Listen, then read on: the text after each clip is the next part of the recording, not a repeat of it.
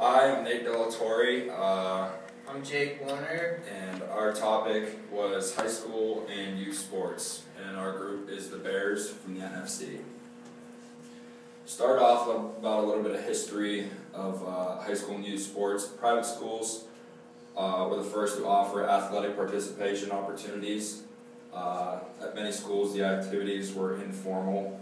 There was no really set sporting event for schools. The students pretty much organized it. The Round Hill School in Northampton, Massachusetts, was the first institution known to promote sports in the curriculum. And there was a German, Charles Bach, from the Round Hill School, is known to be the first physical education teacher in the U.S. Like I said, most sports were intramural. And then 1859, the Gunnery School in Connecticut became the first school to play outside opponents. Public schools were slow to embrace the value of exercise. In 1888, there was the Interscholastic Football Association built in the public and private schools in Boston. Alright, a little bit more history. The progressive movement was in the 20th century. Athletics were used as a tool to prepare for the rigors of modern life and democracy, and to assimilate immigrants into American culture. Eventually, city and state schools coordinated competitions in baseball, track, and rifle shooting, emphasizing on sportsmanship and academic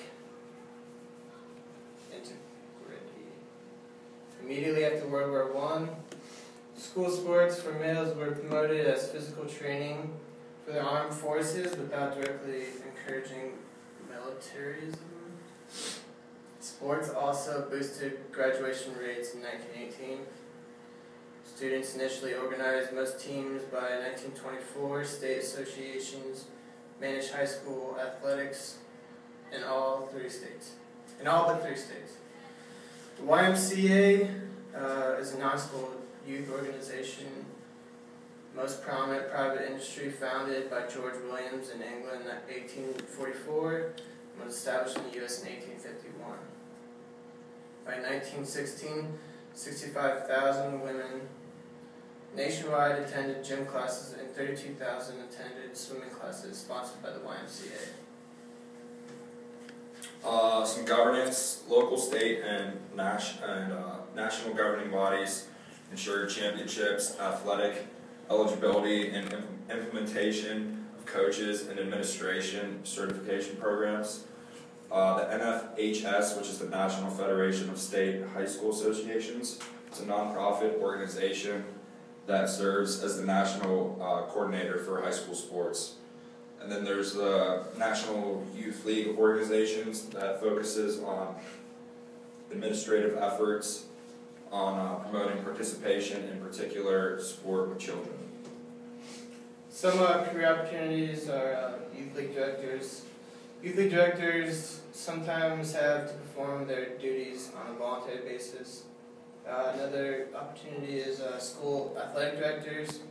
Their major responsibilities involve risk management, insurance, employment issues, sexual harassment, gender equity, and fundraising.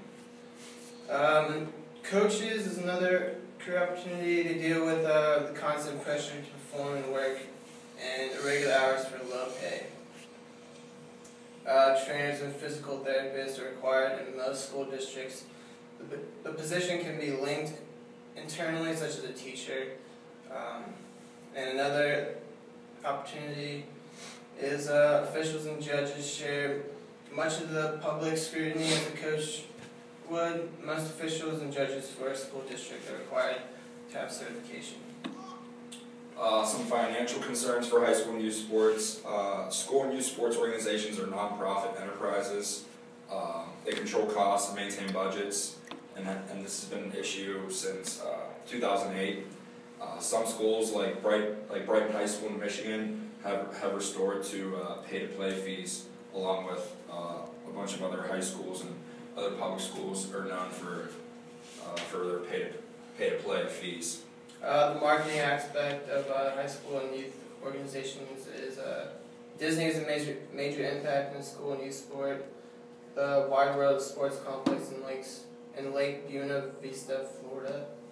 This is a sports complex that attracts students and youth teams from all over the world to play and compete.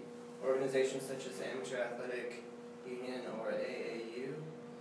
This complex also helps bring in revenue for the surrounding parks and resorts. They, in 2008, they had a profit of $2.7 billion.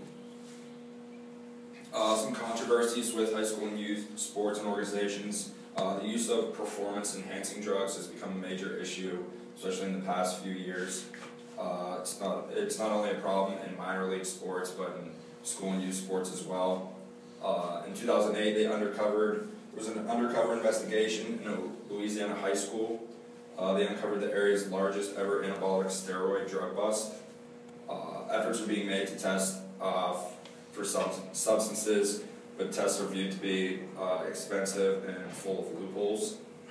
And another controversy with high school and youth sports is with gender, dealing with men and women and equality and things like that. It's a major controversy when it comes to school sports, but it is less controversy for youth sports. Essentially, career implications that I got out of this chapter was it's not always easy. I mean, there's like stepping stones that you have to go through, especially for career possibilities and possible jobs. But essentially, it's you have to work your way up the ladder. And I found the sport industry for youth or high school or even professional, you kind of have to work your way up the ladder, and you have to know and have connections. It's a hard road to get to the top if you want to have a greater job, such as a sports manager or something along those lines. But essentially, you have to put in the time to reach your goals.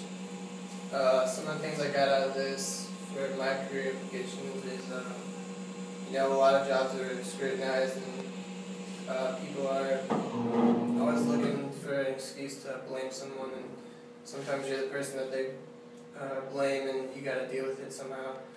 And the leadership aspect with like coaches or athletic advisors or something along those lines will help you like with pretty much any job really. And That's it. that's about it.